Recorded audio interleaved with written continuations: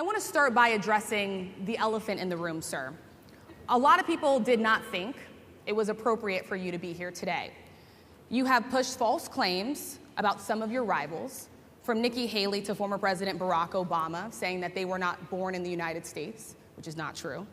You have told 4 congresswomen of color who were American citizens to go back to where they came from. You have used words like animal and rabid to describe black district attorneys. You've attacked black journalists, calling them a loser, saying the questions that they ask are, quote, stupid and racist. You've had dinner with a white supremacist at your Mar-a-Lago resort. So my question, sir, now that you are asking black supporters to vote for you, why should black voters trust you after you have used language like that? Well, first of all, I don't think I've ever been asked a question in such a horrible manner. First question. You don't even say, hello, how are you? Are you with ABC? Because I think they're a fake news network, a terrible network. And I think it's disgraceful that I came here in good spirit. I love the black population of this country. I've done so much for the black population of this country, including employment, including opportunity zones with Senator Tim Scott of South Carolina, which is one of the greatest programs ever for black workers and black entrepreneurs. I've done so much, and and I say this, historically black colleges and universities were out of money, they were stone cold broke, and I saved them, and I gave them long-term financing, and nobody else was doing it. I think it's a very rude introduction. I don't know exactly why you would do something like that. And let me go a step further. I was invited here, and I was told my opponent, whether it was Biden or Kamala, I was told my opponent was going to be here.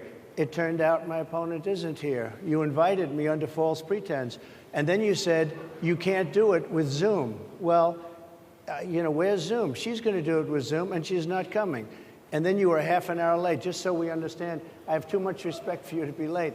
They couldn't get their equipment working or something was wrong. Mr. President, I would love if you can answer the question on your rhetoric and why you believe that black voters should trust you with another 4 years. I have been the best president for the black population since Abraham Lincoln. That's my answer. Better than President Johnson, who signed the Voting Rights Act? And for you to start off a question and answer period, especially when you're 35 minutes late because you couldn't get your equipment to work, in such a hostile manner, I think it's a disgrace. Let me just ask a follow-up, sir, and then we'll move on to other questions here.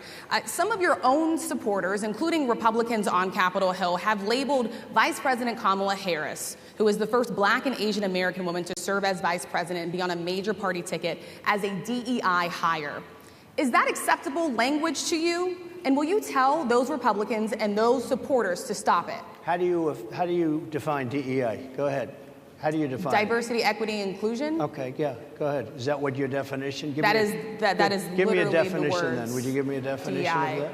Give me a definition of Sir, that. I'm asking you a question, No, a very direct question. Define it for me, if you would. I just defined it, sir. Do you believe that Vice President Kamala Harris is only on the ticket because she is a black woman? Well, I can say no. I think it's maybe a little bit different. So I've known her a long time indirectly, not directly very much. And she was always of Indian heritage, and she was only promoting Indian heritage. I didn't know she was black until a number of years ago when she happened to turn black, and now she wants to be known as black. So I don't know, is she Indian or is she black? She has always identified as a black woman. She went to a historically black college. I respect either one, but she obviously doesn't, because she was Indian all the way, and then all of a sudden she made a turn, and she became a black person. Just to be clear, sir, do you believe that I think somebody should look into that, too, when you continue in a very hostile, nasty tone. It's a direct question, sir. Do you believe that Vice President Kamala Harris is a DEI hire, as some Republicans have said? I really don't know. I mean, I really don't know. Could be.